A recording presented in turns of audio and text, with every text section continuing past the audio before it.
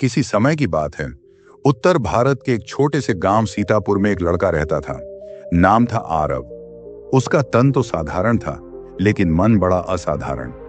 खेतों, धूल और गरीबी के बीच पला बढ़ा आरव हर दिन किसी किताब के पन्नों में खुद को ढूंढता। उसका सपना था, एक दिन मैं महान लेखक बनूंगा। लेकिन सपनों का क्या, वे तो अक्सर भूख से हार जाते हैं।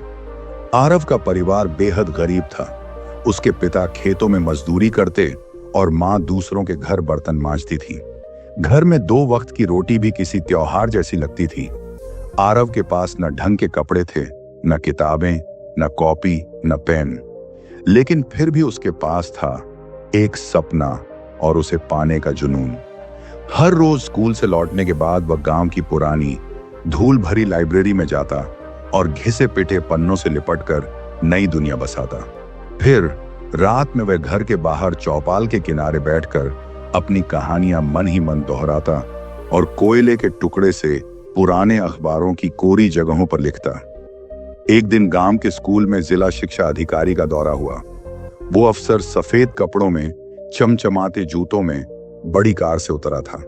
जब सब बच्चे लाइन में खड़े थे, आरव चुपचाप एक कोने में बैठा कुछ लिख रहा था, वही कोयले से, वही अखबार पर। अफसर की नजर उस पर पड़ी। वह उसके पास आया और पूछा, क्या कर रहे हो बेटा? आरव ने आंखें उठाई और कहा, कहानी लिख रहा हूं साहब, एक दिन मेरी किताब छपेगी। अफसर मुस्कुराया, लेकिन उसके पीछे गंभीरता थी। उसने अपनी जेब से एक नीली स्याही वाला सुंदर पेन निकाला और आरव को थमाते हुए कहा, यह पेन मेरी तरफ से नहीं, तुम्हारे सपनों की तरफ से है।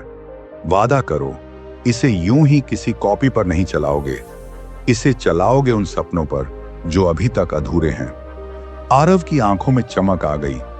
उस दिन उसे पहली बार एहसास हुआ कि किसी का विश्वास भी आपको पंख दे सकता है।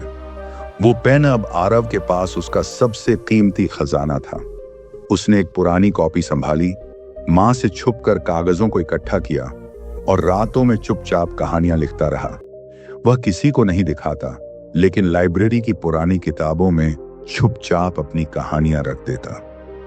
एक दिन गांव में एक स्कूल टीचर छुट्टी पर आया।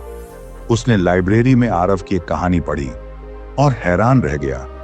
इतनी गहराई, इतनी कल्पना और इतनी सच्चाई। उसने वह कहानी एक अखबार को भेज दी। कुछ ही हफ्तों में वही कहानी एक प्रतिष्ठित अखबार में छपी। लेखक आरव कुमार, गांव सीतापुर। गांव भर में शोर मच गया। लोग जो कल तक उसे सिर्फ मजदूर का बेटा कहते थे, अब कहने लगे, वो लड़का जिसने अखबार में नाम कमाया है। लेकिन आरव बदलता नहीं था। उसने अपनी सफलता को सिर नहीं चढ़ने दिया, क्योंकि अब भी वह हर रात अपनी मां की थकी आंखों को देखता था। कुछ साल बाद राजधानी लखनऊ में एक युवा साहित्य सम्मेलन का आयोजन हुआ।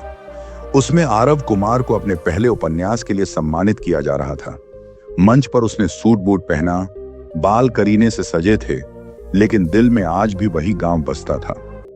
जब उसे माइक थमाया गया तो उसने जेब से वही पुराना पेन निकाला, वही पेन जो सालों पहले एक अफसर ने उसे दिया था। मेरी कहानी की शुरुआत एक शब्द से नहीं, एक पेन से हुई थी। एक ऐसा पेन जो सिर्फ लिखने का औजार नहीं, विश्वास का प्रतीक था।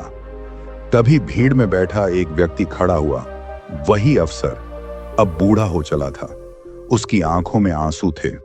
आरव मंच से उतरा, उनके पास आया और बोला, आपने मुझे पेन दिया था, मैंने उससे सपने लिखे।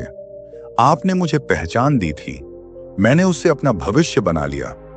आज आरव कुमार देश के सबसे युवा और सफल लेखकों में गिना जाता है।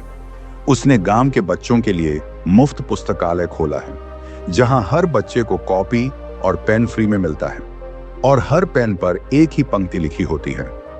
शब्दों की कीमत वही जानता है जिसने कभी कुछ कहने को आवाज नहीं पाई थी।